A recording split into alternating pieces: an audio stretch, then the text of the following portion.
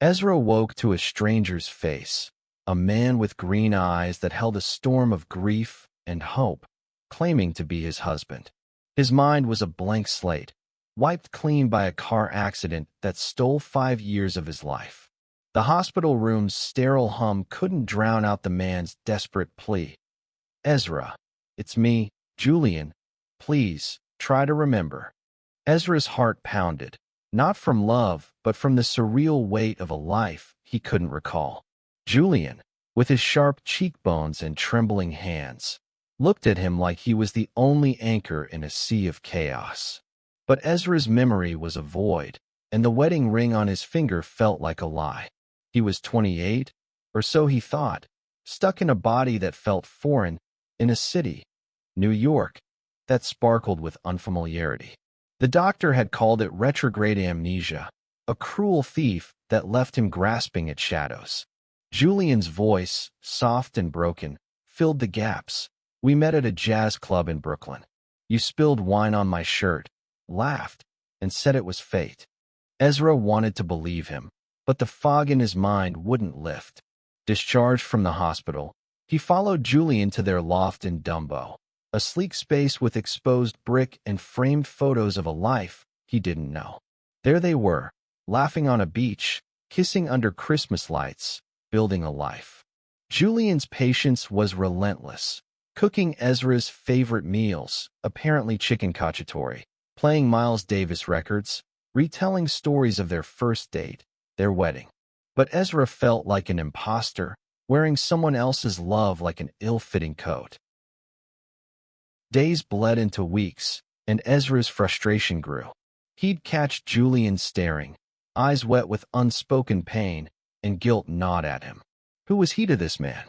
A husband? A stranger? The disconnect drove him to reckless distraction. One night, scrolling through his phone, unlocked by Julian's trusting nature, he found an app called Connect Sphere, a hookup platform. His thumb hovered, then clicked. If he couldn't remember love, maybe he could feel something else. He matched with a guy named Nico, a 32-year-old artist with a sly smile and a penchant for late-night texts. Nico's messages were bold, flirtatious, a spark in the fog of Ezra's life. They met at a dive bar in the East Village, where Nico's leather jacket and easy laugh pulled Ezra in like a tide. "Your trouble," Nico teased, leaning close over cheap whiskey. Ezra flirted shamelessly, craving the thrill of being seen as himself, not a ghost of someone else's past. He didn't mention Julian, didn't mention the ring he'd slipped off and tucked into his pocket. The flirting became a secret ritual. Nico's texts lit up Ezra's nights, a rebellion against the weight of a life he couldn't claim. But Julian noticed. The way Ezra's phone buzzed constantly, the way he'd slip out for walks that lasted hours. One evening, Julian confronted him in their loft, voice steady but eyes blazing. "Who's Nico, Ezra? I saw the messages. Are you done with us?" Ezra froze, guilt crashing over him. "I don't know you, Julian," he snapped, the words sharper than intended. "I don't know us. I'm trying to find myself, and you're suffocating me with a life I can't remember." Julian's face crumpled, but he didn't yell back. Instead, he stepped closer, voice soft. "I'm not giving up on you, even if you've given up on me." The next morning, Ezra woke to an empty loft. Julian's coat was gone, his keys missing. Panic clawed at Ezra's chest, not for love, but for the fear of losing something he didn't fully understand. He scrolled through his phone, desperate for answers, and found a contact labeled emergency. Not a hospital, not a friend, but a name, Marcus, a hitman. Ezra's breath caught. Why was this in his phone? A memory flickered, a late-night call, a drunken rant about wanting his old life back, about erasing the pressure of Julian's love. Had he? He dialed Marcus, heart racing. "Did I hire you?" Ezra's voice shook. Marcus's gravelly laugh came through. "You called me a month ago, said you wanted someone gone. Didn't name a target, just rambled about a husband. I told you to sober up and call back. You never did." Ezra's knees buckled. He'd called a hitman, mistaking Julian for a burden. The shame burned hotter than any flirtation with Nico. Julian returned that evening, carrying grocery bags and a tired smile. "I needed air," he said simply. Ezra stared at him, seeing not a stranger but a man who'd fought for him, who'd stayed through his betrayal. "I messed up," Ezra whispered, voice breaking. "I don't remember us, but I want to try." Julian's eyes softened, and he reached for Ezra's hand, a silent promise. But the past wasn't done with them. Nico's texts didn't stop, and Ezra's phone buzzed with a new message. "Meet me tonight. I know you're married, but I don't care." Ezra's heart sank. He'd opened a door he couldn't close, and now the life he was starting to want was at risk. Ezra stared at Nico's text, the words glowing like a warning in the dim light of the loft. His thumb hovered over the screen, torn between deleting the message and responding. Julian was in the kitchen, humming softly as he chopped vegetables, oblivious to the storm brewing in Ezra's chest. The guilt from calling Marcus, the hitman, still lingered like a bruise, but Nico's pull was different, dangerous, intoxicating, a reminder of the freedom Ezra craved when his memory failed him. He typed a quick reply to Nico, "Can't tonight. Busy." It was a half-truth, a weak attempt to buy time. But Nico's response came fast. "Busy with him? You don't owe him anything." Ezra's stomach twisted. Nico didn't know about the accident, the amnesia, or the ring Ezra had started wearing again. He didn't know how Julian's quiet devotion was starting to chip away at Ezra's defenses, how every small gesture, a cup of coffee left on the counter, a playlist of songs they'd once danced to, felt like a lifeline. Ezra shoved his phone into his pocket and joined Julian in the kitchen. "Need help?" he asked, voice strained. Julian glanced up, his green eyes catching the light. "You're offering? That's new." His teasing smile softened the tension, but Ezra could feel the unspoken questions hanging between them. He chopped carrots in silence, hyper-aware of Julian's presence, the way his fingers brushed Ezra's when passing a knife, the way he moved with a quiet grace that felt both familiar and foreign. That night, they sat on the couch, a documentary about deep-sea creatures flickering on the TV. Julian's arm rested lightly against Ezra's, a tentative bridge. "You used to love these," Julian said, nodding at the screen. "Said they were proof the world's still full of mysteries." Ezra wanted to lean into him, to let the warmth of Julian's voice fill the gaps in his mind, but Nico's texts burned in his pocket. He excused himself, claiming a headache, and retreated to the bathroom. There, he stared at his reflection, a man caught between a past he couldn't recall and a present he was sabotaging. The next day, Ezra met Nico again, against his better judgment. They sat in a cramped coffee shop in Williamsburg, surrounded by hipsters and the hum of espresso machines. Nico leaned forward, his dark eyes glinting. "You're different today. What's up?" Ezra hesitated, then spilled a half-truth. "I'm married, Nico." "It's complicated." Nico's grin didn't falter. "Complicated's my type. Ditch him. Run away with me." It was a joke, but the words stung, reminding Ezra of the hitman call, of how close he'd come to destroying everything. Back at the loft, Julian was waiting. "You were with him again, weren't you?" His voice was calm, but his hands trembled. Ezra didn't lie. "Yeah, I'm sorry." Julian's jaw tightened, but he didn't shout. Instead, he sat down, voice low. "I've spent months trying to bring you back, Ezra. I've watched you slip away, flirt with someone else, and I'm still here. Do you know how much that hurts?" Ezra's throat burned. "I don't know who I am, Julian. I'm trying, but I'm scared I'll never be the man you loved." Julian reached for him, his touch steady. "You're still him. You're just lost. But I'm not giving up, even if you are." The words broke something in Ezra. He wanted to believe Julian, to fight for this life he couldn't remember. But Nico's pull lingered, a siren call to a simpler, reckless escape. Days later, Ezra found a journal in a drawer, its pages filled with his own handwriting. Entries from before the accident, detailing his life with Julian, their fights, their laughter, their love. One entry stopped him cold. Julian's the only one who sees me, really sees me. I'd be nothing without him. Tears stung Ezra's eyes. He'd been ready to throw this away, to call a hitman, to flirt with a stranger, all because he couldn't face the void in his mind. He showed the journal to Julian, voice shaking. Is this real? Were we this happy? Julian nodded, his eyes glistening. We were. We still could be.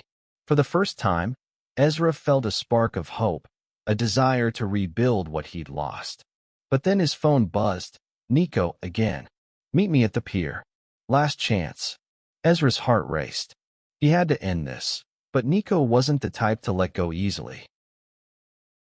Ezra stood at the edge of the Brooklyn Pier, the Hudson River glinting under the moonlight.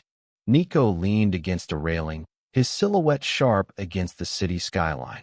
You came, Nico said, his voice low, teasing. Knew you couldn't resist. Ezra's hands clenched in his pockets, the weight of Julian's journal still heavy in his mind. He'd come to end things, to close the door on this reckless escape, but Nico's confidence unnerved him. I'm not here for that, Ezra said, his voice steadier than he felt. I'm married, Nico. I'm trying to make it work. Nico's smile faltered, then twisted into something harder. You don't even remember him. Why chain yourself to a ghost? The words hit like a punch, echoing Ezra's own fears. But the journal's pages, his own words, his own love for Julian, had rooted something in him, a fragile hope he wasn't ready to let go. Nico stepped closer, his breath warm against Ezra's cheek. You're alive when you're with me. Don't pretend you don't feel it. Ezra's heart raced, not from desire but from the realization of how far he'd strayed. He stepped back. I'm sorry, Nico. This was a mistake. Nico's eyes darkened, and for a moment, Ezra thought he saw anger, something dangerous. You'll regret this, Nico said, then turned and vanished into the night. Back at the loft, Julian was awake, sitting at the kitchen table with a glass of wine. You okay? He asked, his voice soft but wary. Ezra nodded, sitting across from him. I ended it with Nico. I want to try Julian. Really try. Julian's face lit up, a cautious hope in his eyes. They talked for hours, Julian sharing stories of their past, how Ezra had proposed in Central Park, how they'd fought over who got the last slice of pizza. Ezra didn't remember, but he felt the warmth of those moments, like embers waiting to reignite. The next day, Ezra started therapy, a step Julian had suggested weeks ago. The therapist, a kind woman named Dr. Lin, helped him navigate the fog of amnesia, teaching him to build new memories while honoring the old. Julian joined some sessions, his presence a steady anchor. Slowly, Ezra began to see the man he'd been, not perfect, but deeply loved. He started leaving notes for Julian, small gestures like, you make coffee better than I do, or thanks for not giving up. Julian kept every one, tucking them into a drawer like treasures. But Nico wasn't gone. A week later, Ezra found a note slipped under their door. You can't erase me. His stomach dropped. He showed it to Julian, who frowned but stayed calm. He's just hurt, Julian said. He'll move on. But Ezra wasn't so sure. Nico's texts grew erratic, then stopped altogether, replaced by an eerie silence. Ezra's unease grew, a shadow over their fragile progress. One night, while Julian was at a late shift at the gallery where he worked, Ezra heard a noise outside the loft, a scrape, then footsteps. His pulse spiked. He checked the peephole, seeing nothing but darkness. Then his phone buzzed with an unknown number. You should have chosen me. Fear gripped him. Had Nico followed him? Or worse, was this tied to Marcus, the hitman he'd called in a moment of madness? He dialed Julian, voice shaking. Come home. Now. Julian rushed back, finding Ezra pacing. They called the police, who found no trace of an intruder but promised to patrol the area. Julian held Ezra close, whispering, "We're okay. We'll figure this out." But Ezra couldn't shake the feeling that his past mistakes were closing in, threatening the life he was starting to rebuild. The police found no evidence of Nico near the loft, but Ezra's fear lingered like a bruise. He and Julian installed a security system, their once cozy home now a fortress. Yet, amidst the tension, something shifted. Ezra's efforts to rebuild their life grew stronger, cooking dinner together, dancing to jazz in the living room, laughing over old photos. Each moment felt like a brick in a new foundation, not replacing the past, but building alongside it. One afternoon, in Central Park, Ezra took Julian's hand, the same bench from their photo now under them. "I don't remember loving you before," Ezra said, his voice raw. "But I'm falling for you now." Julian's eyes welled up, and he kissed Ezra softly, a promise sealed in the autumn light. It wasn't the past reclaimed, but a future chosen. Then, a breakthrough. Dr. Lin suggested hypnotherapy, and during a session, fragments of Ezra's memory surfaced: Julian's laugh at a street fair, the taste of wine on their first date. They were fleeting, but real, like stars breaking through a clouded sky. Ezra clung to them, sharing each with Julian, who listened with a mix of joy and relief. But the past wasn't done. One evening, Ezra's phone lit up with a voicemail from Marcus, the hitman. "You never called back, kid. Good choice. I'm out of town, but if you ever need me, you know where to find me." Ezra deleted it, heart pounding. He told Julian everything: the drunken call, the shame, the fear. Julian's face was unreadable. Then he pulled Ezra close. "You were lost. You're not anymore. That's what matters." Nico's silence held until a chilly November night. Ezra and Julian were walking home from a gallery event when Nico stepped out of the shadows, his face pale but resolute. "I'm leaving New York," he said, voice flat. "I thought I could fight for you, but I see it now. You belong with him." Ezra's relief was tempered by guilt. "I'm sorry, Nico. I used you to escape myself." Nico nodded, a ghost of a smile on his lips, then walked away. The threat was gone, but the lesson stayed. Ezra's amnesia had fractured him, but it also forced him to choose love anew. He and Julian weren't the same couple from the photos, nor did they need to be. They were building something stronger, forged in patience, forgiveness, and the courage to start again. Months later, at their vow renewal in a small Brooklyn garden, Ezra spoke from the heart. "I lost you once, Julian, to a fog I couldn't fight. But every day, you showed me what love means. Not just remembering, but choosing. I choose you, now and always." Julian's smile was brighter than the spring sun, and as they kissed, surrounded by friends and new memories, Ezra knew he'd found home, not in the past, but in the man beside him. Their story wasn't perfect, but it was theirs, a testament to love's resilience. Amnesia had stolen years, but it gave them something rare, a chance to fall in love twice, with eyes wide open.